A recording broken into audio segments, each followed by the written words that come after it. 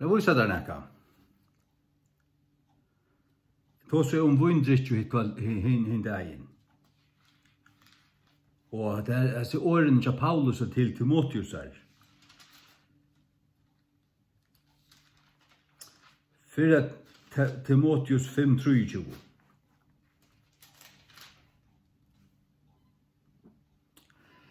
För Timotheus 5:23 i engelska King James. Drink no longer water, but use a little wine for thy stomach's sake and thine often infirmities. Bruka. Du brukar medicin. Hvis du drikker vin for meanskild, så brukar du det som medicin, og så brukar du det. Paulus stola ikke under tog at Timotheus skulle lære seg at njóta vin.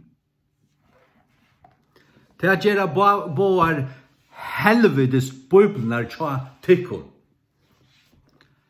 Helvetes bibelen tja Victor Danielsen sier så.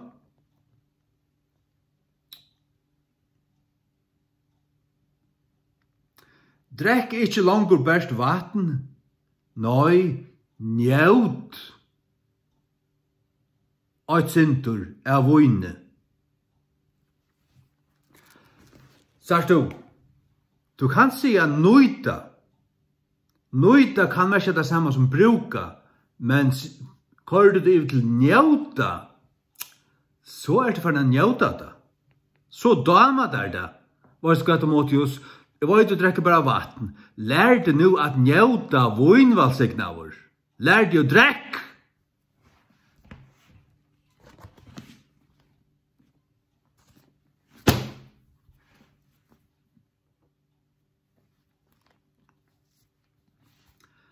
Helvetes bibelen tja Jakob Dahl, vad säger hon? Vin en ante.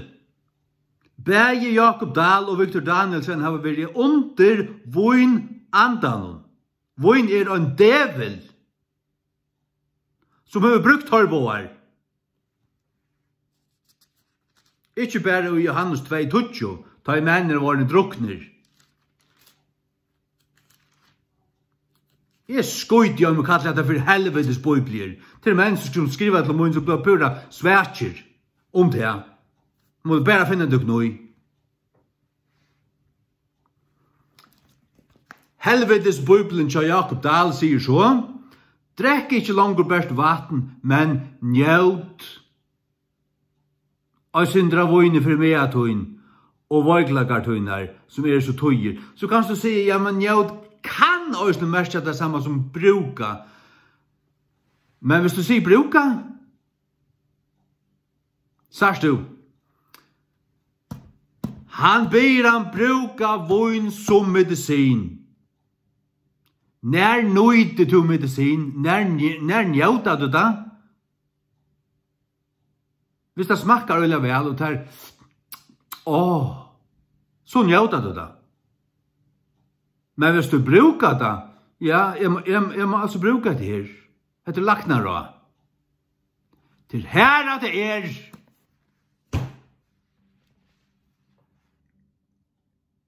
drink no longer water, but use a little wine for thy stomach's sake and thine often infirmities.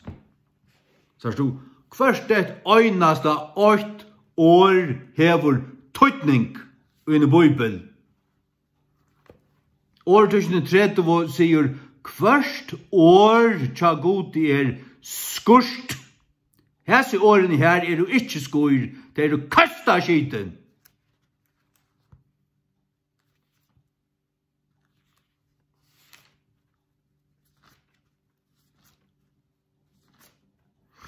Det så skiten at jeg kallar det for helvetes bøyblier. De lærer deg, de tøler deg til å drekka.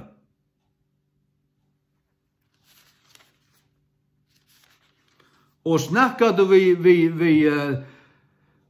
drankarar at leiar kvalt ut av gøten i røyna vittna for dem, så kom han opp og sier, men Jesus gjør det vøyn, brittlappen i kana.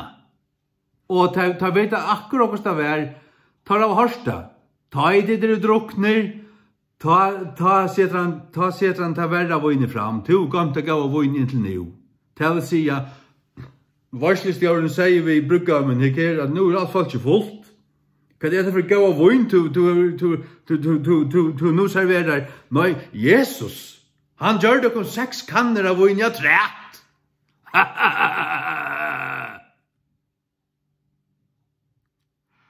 Helvetes bibler. Har du det Aulen Nicodemusen? Har du det? Du tåler ikke at jeg sier til at det en helvetes bibel. Det vet du vel. Det altså hva det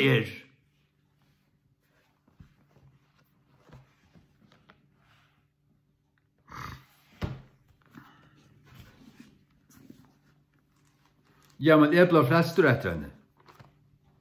Du kan bli frester etter en traktat av en. Du kan bli frester etter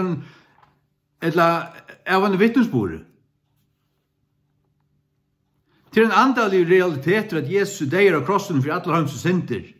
Øynekur som høyrer til og tror og akkallar han vi ærlig fullkomne åpnen hjärsta og løyder fullkomlige av Jesus Kristi fullgjørda verska krossen. Han vil frelstur.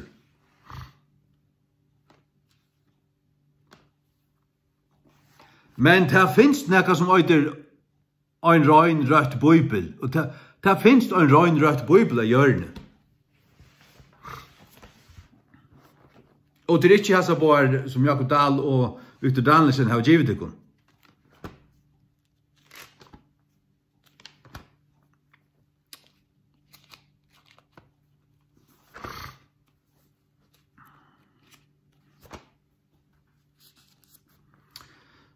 Årtusen 35. Every word of God is pure.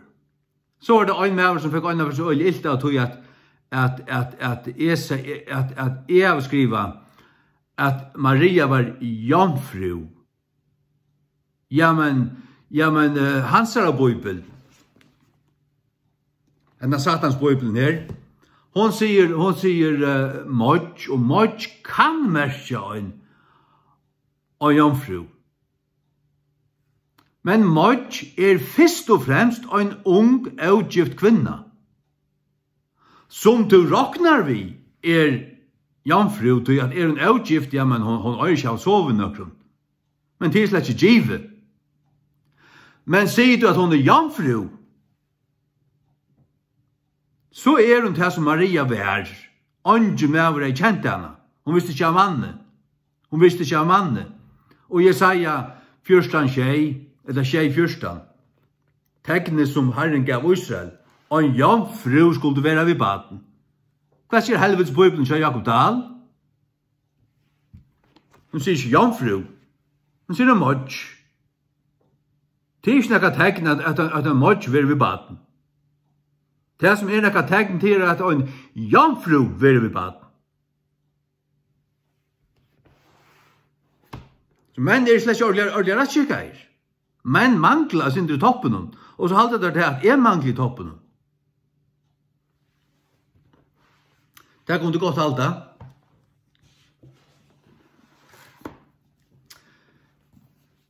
Det legger en tjui. Det halte. Helvetes bøybelen til Jakob Dahl sier så i Johannes 2:20. Hvor mever setter fyrst hitt gau av vøyne fram, og tar og varner drukner. Hitt ringare.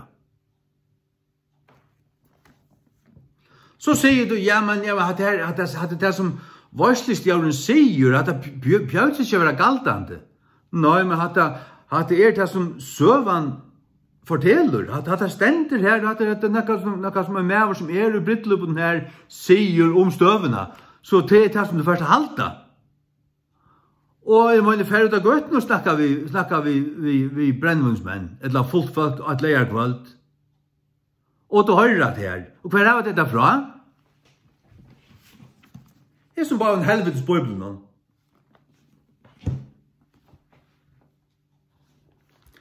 Og så hvis det blir ill ved meg for jeg vise det kunne, og avduket og se det for det kunne. Det er ikke med det blir ill ved. Det er sannløygan det er ikke tåla. Det er problem med sannløygan. Og så får det og gjøre fremja det som kallas karaktermål i stedet for det. Du kunne ikke gjøre noe ved et prekva faktum. Og prekva faktum er et prekva faktum.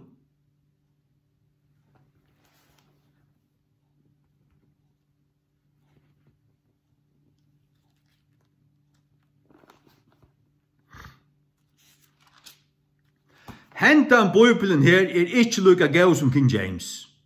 Lengt verre forbrendare enn så øysene. Kan jeg holde til her?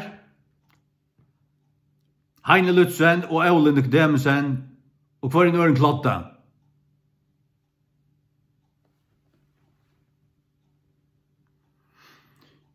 Johannes 2:20 og i hesten her Satans lorsten tja Victor Danielsen. Satans lorsten tja sier, hver med setu fyrst het gaua vojne fram, og tar varner drukner. Piss og papur. When men have well drunk. Have you drunk?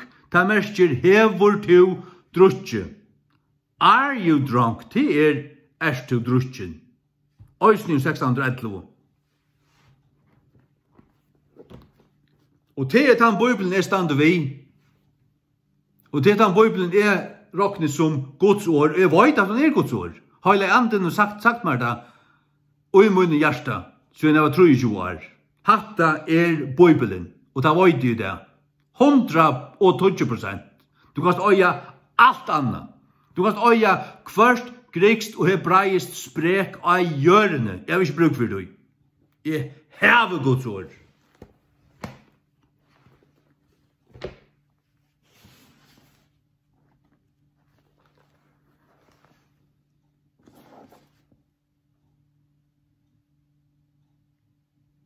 Løyde i kjettetøy.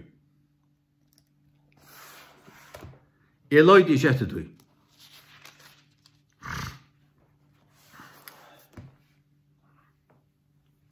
Mika 5:8 og hesten her Satans lorsten og tja Victor Danielsen som de slev i hverand til blinde klottar. Men to Bethlehem Efrata som så løyde hevra tøya til å være mittlom 1000 jota. Ut her skal ein ganga mer ut, som skal være høvding i Israels. Opprone hansara er i forun. Fra forstöjar døven. Hva er en opprone? Tøy opprone til engst til origin. Hva er origin? Til byrjan. Og hver er forstöjar døven? Forstöjene til lengt. Forstöjar døven, det vil si rævlig lengstjane. Her heisen her sånn opprona. Nå, har Jesus ikke alltid vært til? Ikke tann Jesus som Victor Danielsen så alle prætika og lærte. Han skal ikke så slett om, det er slett ikke Jesus. Her som lorsten her kan Satan skøyna seg vinner i høyt og hol helvete. Ta var god han kan. Da finner jeg meg paven danser mye ui. Og gjerst til så du støy på til høyten. Og elskar ikke Guds ord. Og elskar du ikke Guds ord, så elskar du heller ikke Jesus.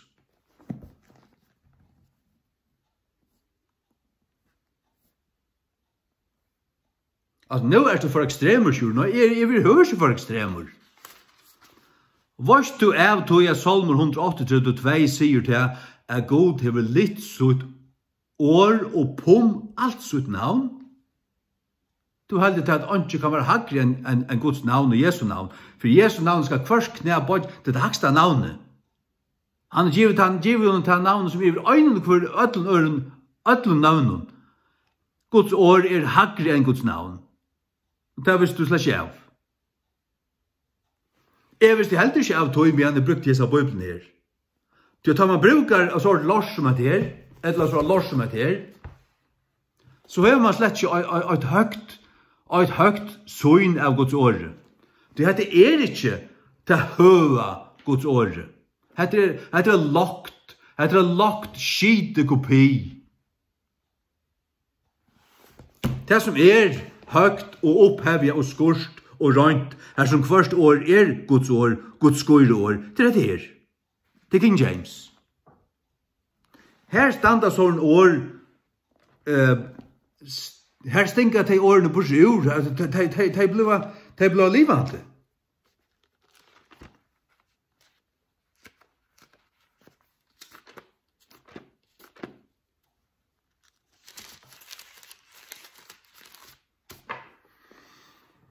Psalm 132. I will worship toward thy holy temple and praise thy name for thy loving kindness and for thy truth. For thou hast magnified thy word above all thy name. Magnified til at ha meta, gjøre størst. Han har gjort sitt år større enn alt sitt navn. God ser hagri på sitt år enn sitt navn. Og det gjør det åpenbart ikke.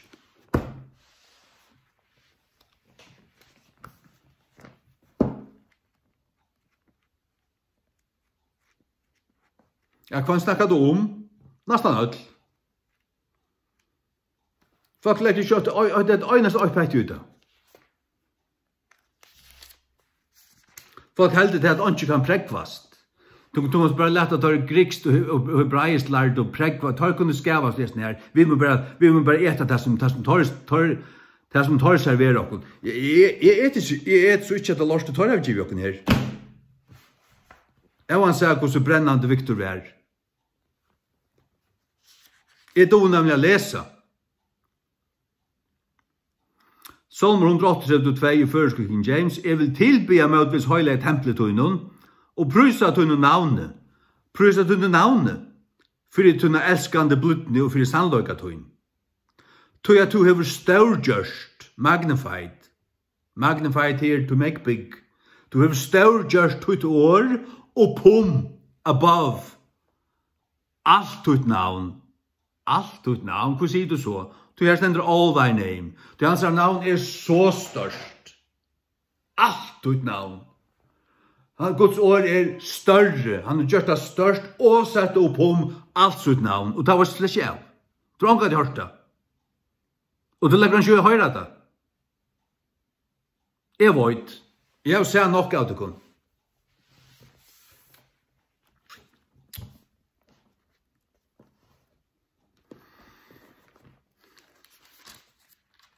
Og en Jesus som hever en oppruna og i forstøyer døven til ikke Jesus. Kan fortelle deg om babsaklotten. Hver det den er.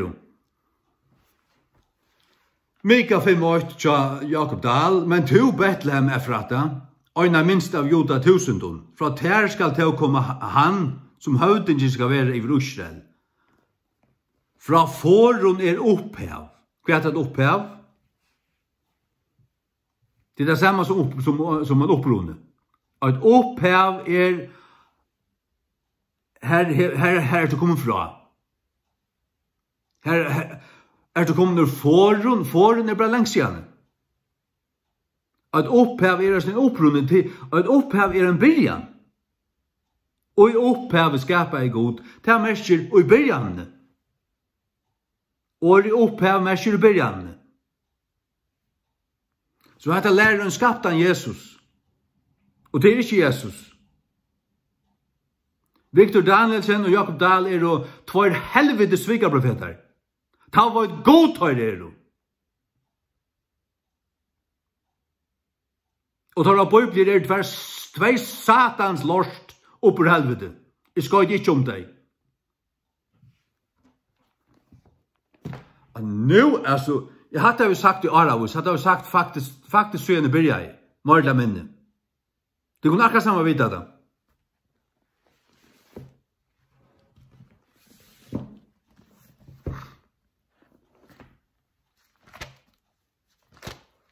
Jeg skal altså hava Guds ord til min andalige mæter. Jeg et ikke egyptiskan sandlost, egyptiskan sandsparl. Det et jeg ikke.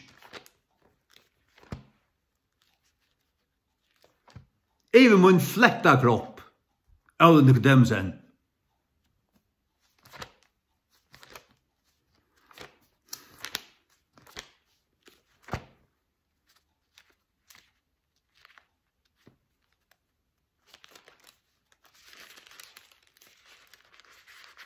Det var allt för lågt syn av Guds ord. Så här var det ett lågt syn av Gud. Men troblösen halde över att han är folk var till sig att Gud hever varvått och givet en perfekta bok. Till den här.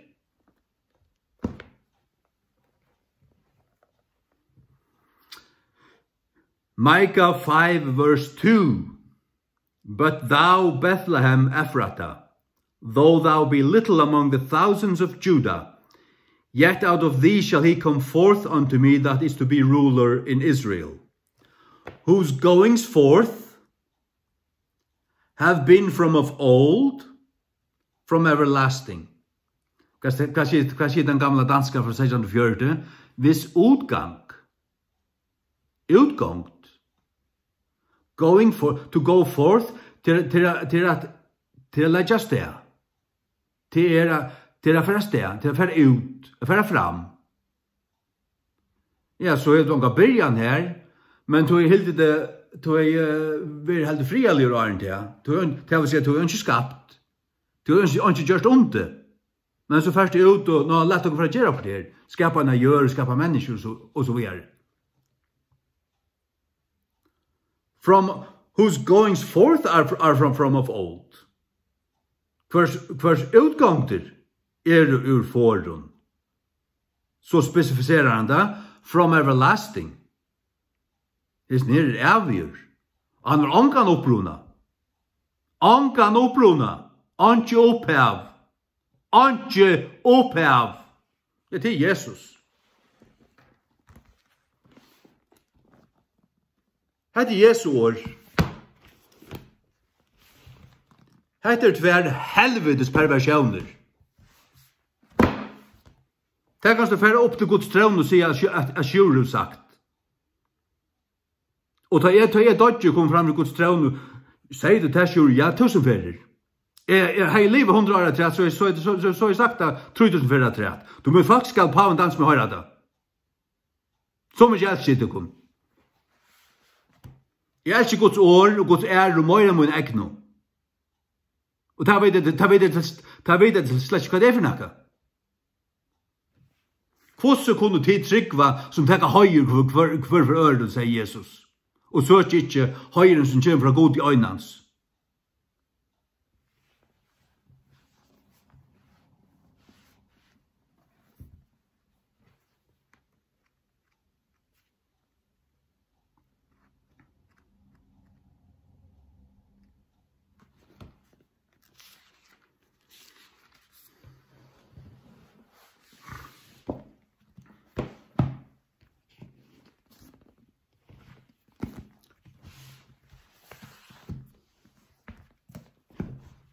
Årtusen i 8:22.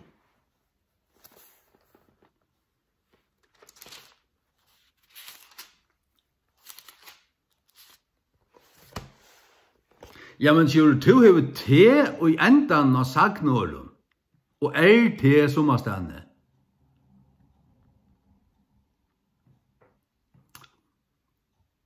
Ja, King James hever EST. Og det var ikke en gang brukt i 1611. Det var brukt i 1300-tallet. Tar kortet og på her for å gjøre året rattere og neivere i grøyere. Det har vi også gjort.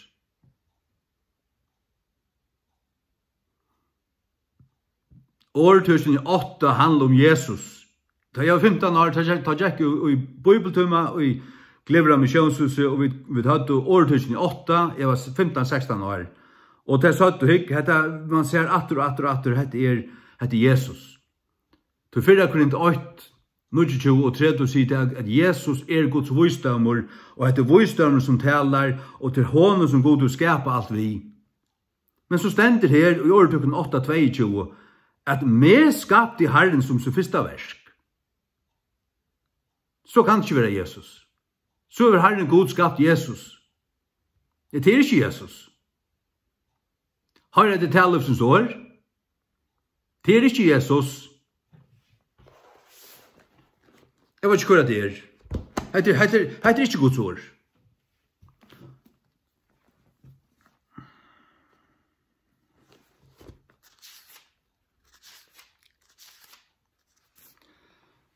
Ordet 8:22 og i Satans bibelen kjør Jakob Dahl. Det er som prestalorten der. Herren skapa i meg som sitt første verske forhånd. Pissupapur.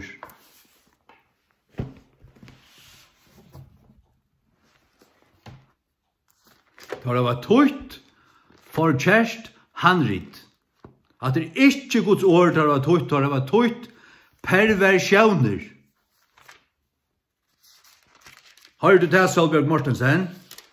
Du som spottet i ensko bøybelene, av en bøybeltømme ut i Arjun, som er helt annet for det, så at jeg spottet i. Starblind, kubort, støyndeiv, pape til nøysene. Og det var det alltid, at du må ikke ikke. Særlig av pape til Jans Mortensen.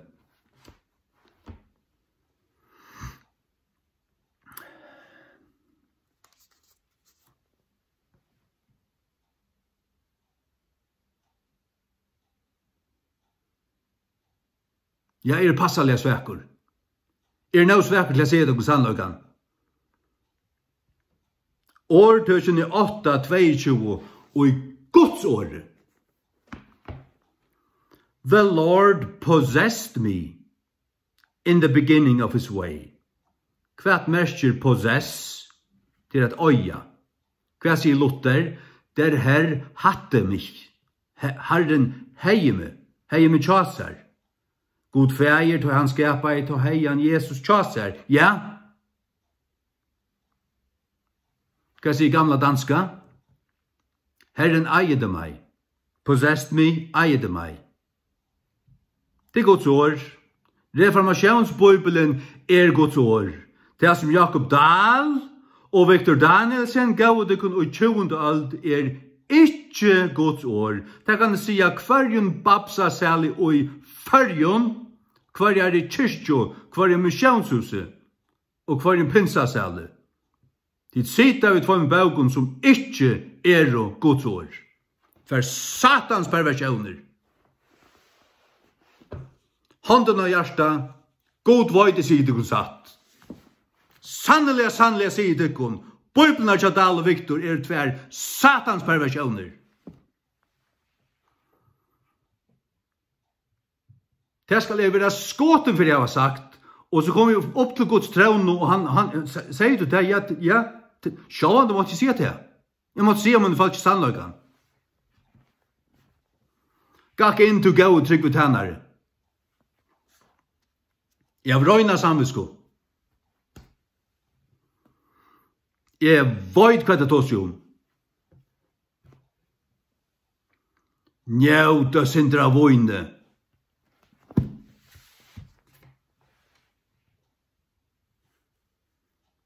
Gjev meg kraft, og så det er ikke sæta. Det er leggen ikke ut da.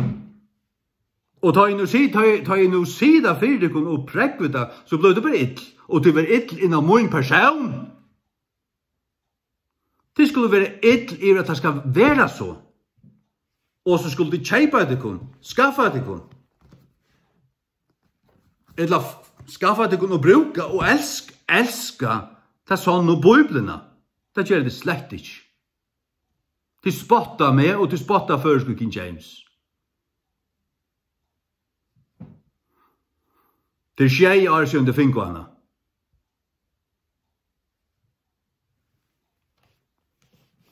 Og om 2 veker kommer andre utgave til prentingar. Og hun sier det samme, men hun er rønsa. Hun sier det bedre. Sjåvande. Men hun lærer akkurat det samme. Og den første var faktisk pura rødt. Men helt knorslut, helt støyv og nu skal de flåa bättre, men alltså versen jag lyser för där, og annor, til læra det samme.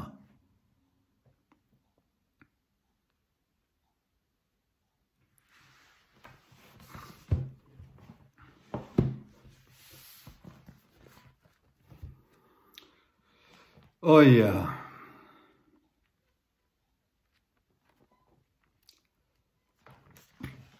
Det strävja först vi. Det strävja stand oj. Det strävja må se det kun. Men är nöjest.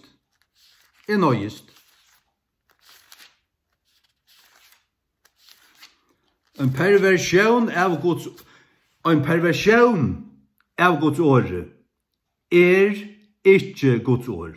Ta jeg høyre ankran fyrlester om hvordan Bibelen ble korrupteret under Vestgått og Horst, så sier nei, det har det slett størst. Tar funnet korrupt handret i Alexandria, og tar gav og tar korrupt og Bibelen ut av nødjon, som gnostikerne perverterer av i første og æreølt. Og det her var så Victor Danielsen og Jakob Dahl tøytikon. Guds ord omgang med færre. Og det første som kom ut av føreskon,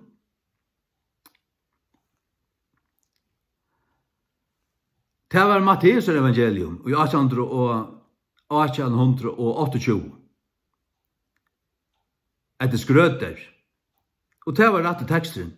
Første publiseringen, første kunngjøringen av Guds ord i føreskon var rette teksten. Selv det bare var Matteus evangelium. Og første bibelen som kom til førjer, det var danska reformationsbibelen. Og det rette teksten.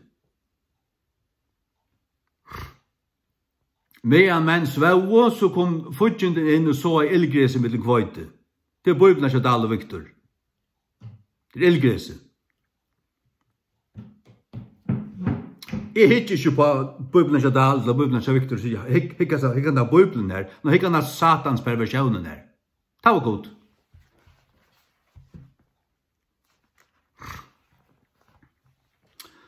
Så er det Korint 2:16, og så heter det meg, at jeg kunne slippe etter meg. Det er ikke et problem.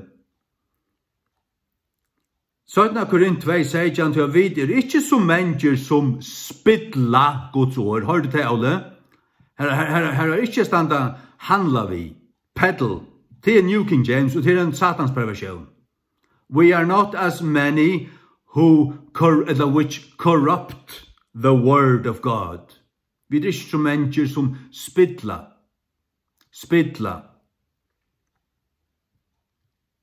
Det hendte langt å ta, medan Paulus levde, at menn finko handrit og brøtte det. Det er da omvåret av det og sånn ekka. Men god varvåtte røyn og linjena. Og man ser en som er eier, en som er Guds ande, og en som er oppvakter av gode til dette her. Det er det. Jeg suttje dette her. Helt innlysande. Hatt det her, hatt Guds ord. Hatt det her, hatt han satans perversion. God vil ikke gjørs beeie. Og tid som ikke du har suttje at Satan kunne funnet på å komme inn og korruptere Guds ord til det støynbort. Til det første han gjør det, og i eten. Hever God nu sagt. Han fører etter Guds ord. Og gjør det han det ta, så gjør han det enn, og han gjør det enn. Jeg har 0 anlitt av føreska bibelfellene. Jeg har anstigt for dem. Tog jeg vil skrive at han som fremst i føreska King James, at han som setter seg av føreska King James, jeg vet at jeg er i ferien, så kommer noen nevnt og kratta det, og så ferdig brøyta det, og ja, det er det, vet du, Nå jeg brøyde det og komma med god halt anden drepa det. Det er ikke for nek sagt. Du tid øyta slett ikke god, du kjenner han heller ikke. Jeg har noen seg hva de finner på. Og i salmen og tja, Michael Ritchie. Det var perverteret for sundru saman. Det som Michael Ritchie skriver var rønt og ratt etter Guds året. at det ulvuren som kommer, ikke en ravnur. Tar som har perverteret tar salman her, tar det bibelfremmender. Høytner hundar. Så tar færen, kommer en nevnt og sett seg av første King James, må god halde an til drepa til kun atler samlar. Lukka som han gjør det vi Ananias og Safiro. Amen og amen og amen. Og det så elskende som for å være ved tikkun. Hvis det ikke elsker å være Guds ord, så har vi anstig for tikkun. Til kallar til Guds menn, kallar til Guds folk, taler for Gud, og har anga vinning for Guds ord, jeg har anstig for tikkun. Jeg kallar til Satans unkel. Orme avkom. Lukar ikke som fariseerne av Jesu døven. Det er ikke bare noe som kallar til jeg sier til være det, og det sier til at du vet at det er det.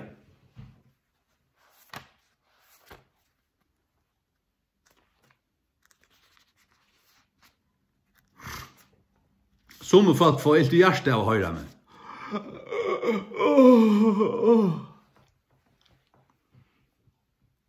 Det er du øttest ikke god. Elskar du Guds år, og øttest han, og nøtra i fyrir hans høyla i året, så har du jubla i til at en maver skulle tåre og si du sagt det til. Og jeg sier det ikke bare spittlig ut. Jeg sier sannløyga. Jeg tås jo om tidsen som det er jo. Jeg ikke tåre å kalla nekka for et helvetes lort hvis det ikke var det.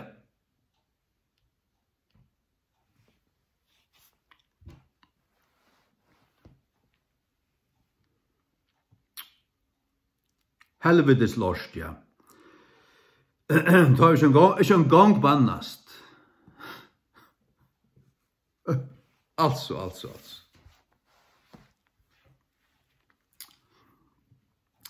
Jeremia 23:36, og ber i Herrans skulle til nevna og møyra, til at hvers manns år skal være ber i hans, til at tid hava spilt årene til en livande gode, til herre herligana gode varen. At en akæra som god og Jeremia røyser mot presten og som skriftlærde, til at du spilt årene. Det finnes tvær streimar av masoretska teksten. Annar nastan røyner og hinner røyner. Ben Asher tan spilte teksten. Og det alltid tan som langt spiltur som Satans menn seta seg og spilla enn møyr. Josef og Rudolf Kittel under Hitlerstøyren under 17. Hamspartiet pervertera og Ben Asher-teksten langur og gaudekun Stuttgartensia, hebraika Stuttgartensia. Og det teksten undliggjande dals Satans perversjon. Til helvetes for lorten. Heter Ben Chaim, Gamla testamentet, og Textus Receptus, Nya testamentet. Og det var utmerska vel av. Han ikke nosser, eller hjärsta, eller hødd, eller ryggrad, eller neka, og jeg heldur hein Lutzen, at jeg kan stå ut da. Gjelder, nossaleser, trumpar. Jack Peterson, Øysne.